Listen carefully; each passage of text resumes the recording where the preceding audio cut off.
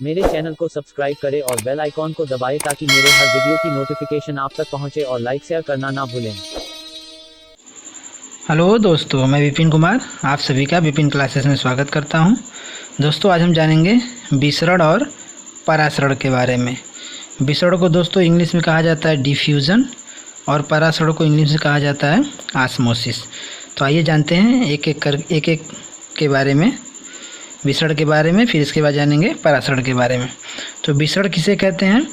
विसरण की परिभाषा हमने यहाँ पे बताया है, किसी ठोस द्रव गैस के अणुओं या आयनों का अधिक सांद्रता वाले क्षेत्र से कम सांद्रता वाले क्षेत्र की ओर गमन करना, चलना, जाना या फैलना क्या कहलाता है? विसरण कहलाता है। अर्थात कोई भी ठोस का अणु हो या द्रव का अणु हो या गैस के अणु हो या आयन हो, यदि वह अधिक सांद्रता वाले क्षेत्र से कम सांद्रता वाले क्षेत्र की ओर जाते हैं तो उसे हम क्या कहेंगे? विसरण कहेंगे।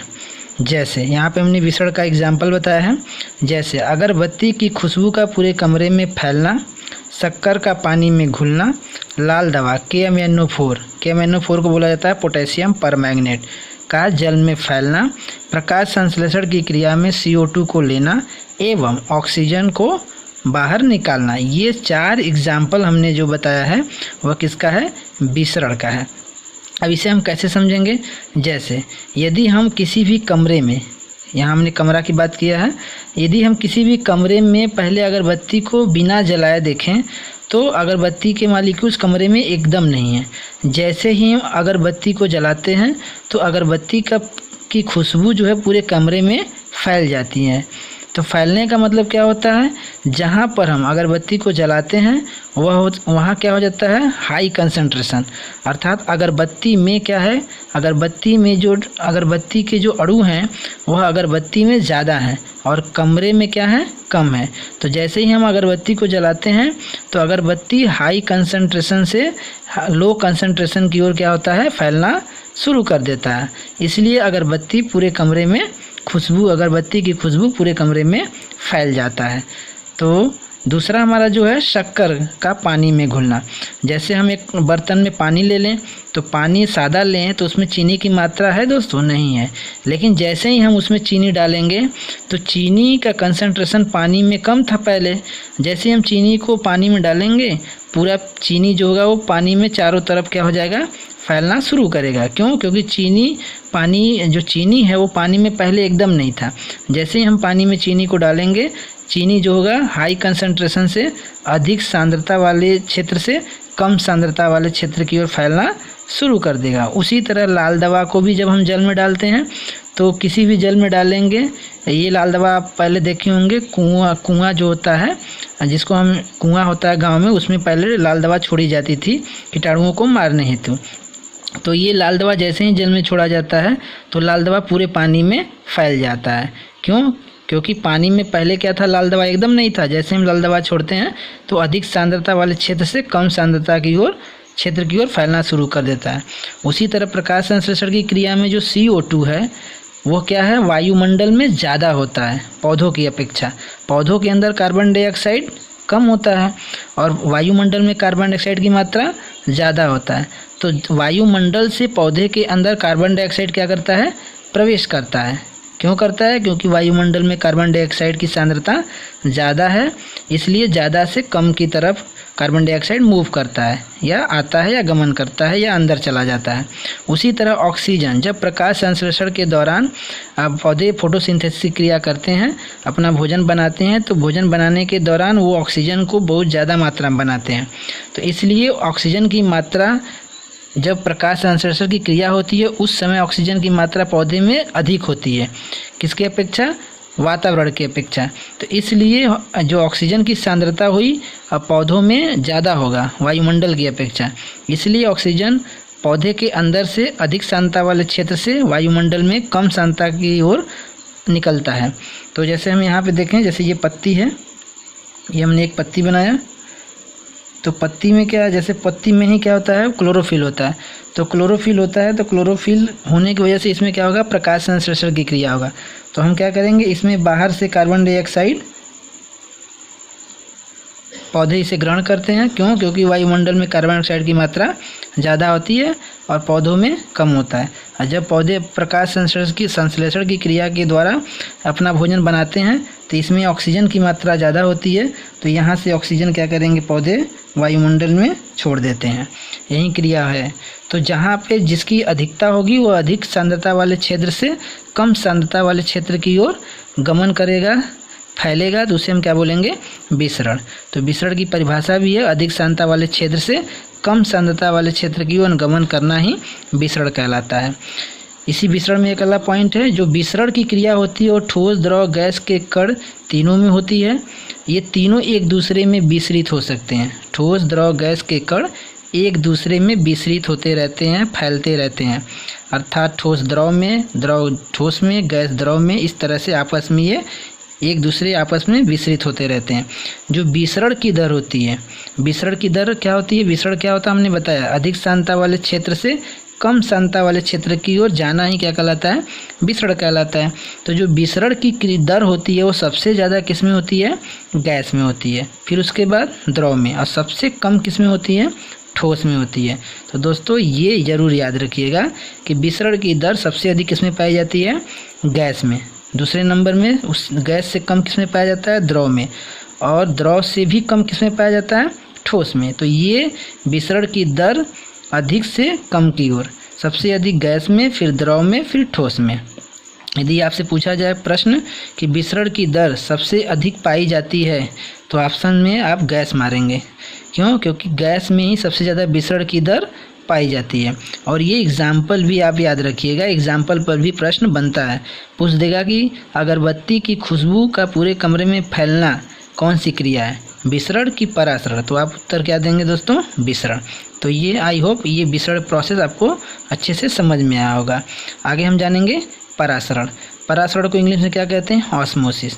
तो परासरण किसे कहते हैं, परासरण वह क्रिया है जिसमें दो भिन्न सांद्रता वाले विलयनों को अर्धपारगम्य झिल्ली सेमी परमिएबल मेम्ब्रेन द्वारा अलग करके रखने पर विलायक के अणुओं का निम्न सांद्रता वाले विलयन से अधिक सांद्रता वाले विलयन की ओर गति करना परासरण कहलाता है।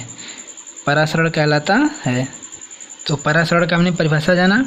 इसमें क्या होता है, दो भिन्न सांद्रता वाला विलयन होता है। विलयन किसे कहेंगे दोस्तों, विलयन को देखिए ध्यान, कोई भी हमें विलयन बनाना हो तो विलयन बनाने के लिए हमें दो चीज़ों की ज़रूरत पड़ती है। एक को बोला जाता है विलेय, एक को क्या बोला जाता है, विलेय, और एक को बोला जाता है विलायक। एक को बोला जाता है विलेय, दूसरे को बोला जाता है विलायक। यदि हमें कोई भी विलयन बनाना हो, जैसे यदि हमें चीनी और पानी का विलयन बनाना हो, चीनी और पानी का विलयन बनाना हो, तो चीनी हमारा क्या होगा, विलेय होगा, और पानी क्या होगा, विलायक होगा। जब हम इस चीनी और पानी को मिलाते हैं एक दूसरे में तो हमारा एक क्या बनता है, विलयन बनता है। तो किसी भी विलयन को बनाने के लिए हमें विलेय और विलायक की ज़रूरत पड़ती है। जैसे हम दूसरा अगर हम बात करें नमक, नमक और पानी का विलयन बनाना हो तो नमक हमारा क्या होगा, विलेय होगा, और पानी क्या होगा, हमारा विलायक होगा। उसी तरह किसी भी वस्तु का आप क्या बना, किसी भी चीज़ का विलयन बनाएंगे तो उसमें एक वस्तु क्या होगा, विलेय होगा, और दूसरी वस्तु क्या होगा, विलायक होगा। तो विलेय को आप कैसे पहचानेंगे, जो चीज़ घुलता है वह विलेय होगा। जैसे चीनी क्या होता है, पानी में घुलता है, तो चीनी, नमक ये हमारा विलेय होगा। और ये जो विलेय जिस चीज़ में घोले जाएंगे उसे हम क्या बोलेंगे, विलायक बोलेंगे।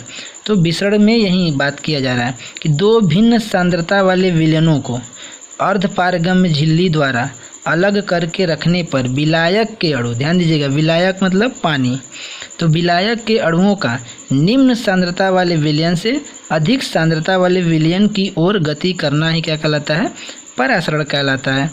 अर्थात हमारा जो विलायक होगा, पानी होगा, वह कहाँ से कहाँ जाएगा, निम्न सांद्रता वाले विलयन से अधिक सांद्रता वाले विलयन की ओर गति करना ही परासरण कहलाएगा, गति करने लगेगा विलायक के अणु हमारे।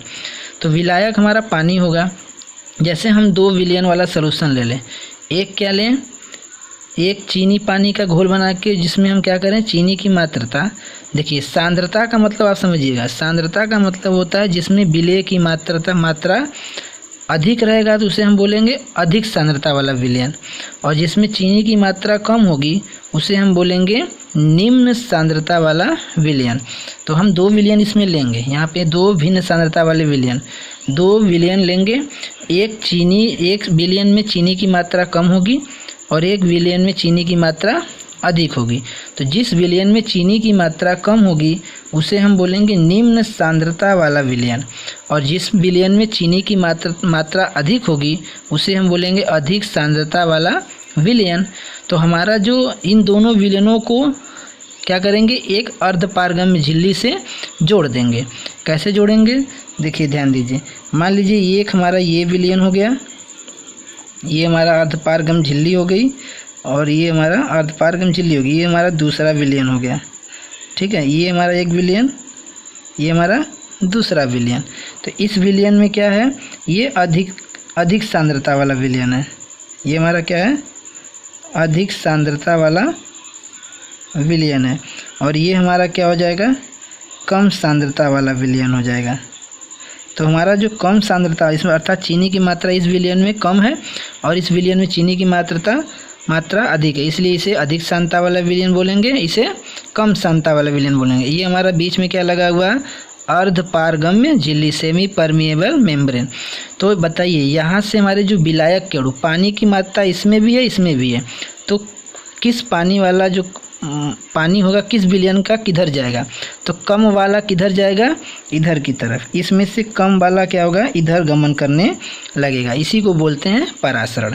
तो कम वाला जो कम सांद्रता वाला विलयन में का जो पानी होगा, विलायक होगा, वह अधिक सांद्रता वाले विलयन की ओर क्या करने लगेगा, गति करने लगेगा, एक सेमी इसी परमिएबल मेम्ब्रेन के द्वारा। ध्यान दीजिएगा, इसमें विलेय का जो चीनी नमक होगा वो नहीं जाएगा, केवल क्या जाएगा, पानी ही गमन करेगा, क्योंकि ये जो परमिएबल मेम्ब्रेन है, अर्धपारगम्य झिल्ली है, वो केवल विलायक को ही आने जाने देता है, विलेय के अणु को आने जाने नहीं देता है। तो इसमें से केवल पानी ही इधर इस विलयन से इस विलयन में आएगा जाएगा, लेकिन इसमें से जो चीनी या पानी का घोल होगा वो इसमें नहीं आने जाने देगा। तो हमारा जो परासरण है, ये जो परासरण है 2 प्रकार का होता है, बही परासरण, अंतः परासरण।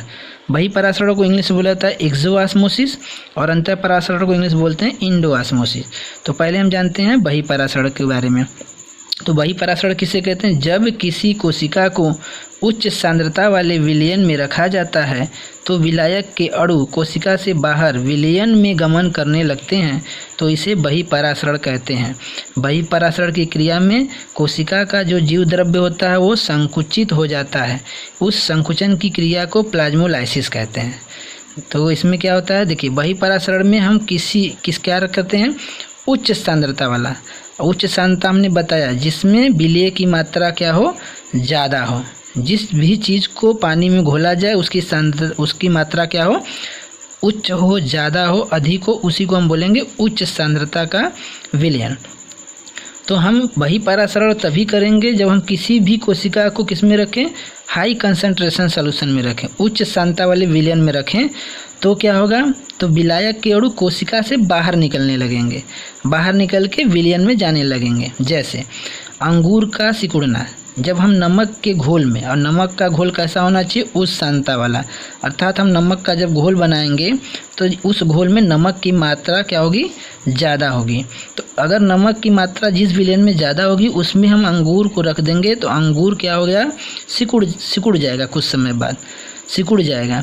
क्यों सिकुड़ जाएगा, क्योंकि अंगूर के अंदर का जो पानी होगा वह कहाँ निकल जाएगा, नमक के घोल में निकल जाएगा, जिस वजह से अंगूर क्या हो जाएगा, पिचक जाएगा।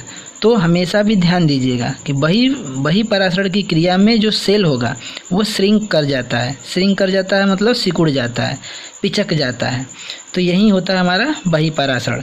तो अंगूर का पिचकना, सिकुड़ना हमारा क्या है, बही परासरण।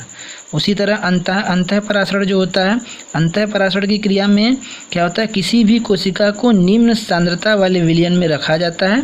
जब हम किसी भी कोशिका को निम्न सांद्रता वाले विलयन में रखेंगे तो विलायक के अणु क्या हो जाएंगे, कोशिका के अंदर गमन करने लगेंगे।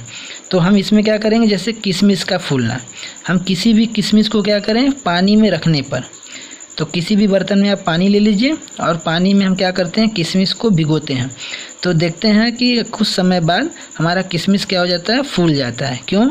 क्योंकि जो पानी है वो किसके अंदर चला जाता है, किशमिश के अंदर चला जाता है। क्यों?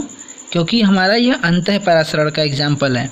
अंतः परासरण में हमने बताया कि हम किसी भी कोशिका को निम्न सांद्रता वाले विलयन में रखेंगे। तो पानी हमारा क्या है, इसमें पानी कोई भी चीज़ घुला नहीं है, निम्न सांद्रता वाला अर्थात कुछ घुला ही नहीं है। और जैसे ही हम किशमिश को डालेंगे तो किशमिश के अंदर यह पानी क्या होगा, अंदर प्रवेश करने लगेगा। तो इसी वजह से हमारा जो होगा अंतः परासरण की क्रिया शुरू होती है। तो किशमिश का फूलना अंतः परासरण का एग्जाम्पल है और अंगूर का पिचकना बहिपरासरण का एग्जाम्पल है। बहिपरासरण में किसी भी कोशिका को उच्च सांद्रता वाला विलयन में रखते हैं और अंतः परासरण में निम्न सांद्रता वाले विलयन में रखते हैं, जिस वजह से इसमें अंगूर सिकुड़ जाता है, इसमें किशमिश फूल जाता है। वही परासरण की क्रिया में क्या होता है, प्लाज्मोलाइसिस होता है, अर्थात जीव द्रव्य संकुचन होता है। कोशिका का जीव द्रव्य पिचक जाता है, संकुचित हो जाता है और इसमें जो कोशिका का द्रव्य होता है, जीव द्रव्य होता है, वो क्या हो जाता है, फूल जाता है। तो यहाँ पे प्लाज्मोलाइसिस होता है, यहाँ पे डी प्लाज्मोलाइसिस होता है। ध्यान दीजिएगा, यहाँ पे क्या होगा, डी प्लाज्मोलाइसिस, डी प्लाज्मोलाइसिस। यहाँ पे जीव द्रव्य संकुचन होता है, यहाँ पे जीव द्रव्य विकुंचन होता है। डी प्लाज्मोलाइसिस अंतः परासरण में होता है और वही परासरण में क्या होता है, जीव द्रव्य संकुचन होता है। तो आई होप आप लोगों को ये वीडियो अच्छे से समझ में आया होगा। यदि आपको कोई भी बात न समझ में आई हो, कोई भी पॉइंट न समझ में आया हो, तो हमें कमेंट बॉक्स में उस पॉइंट को ज़रूर बताएं ताकि हम उसे पुनः बता सकें। Thank you.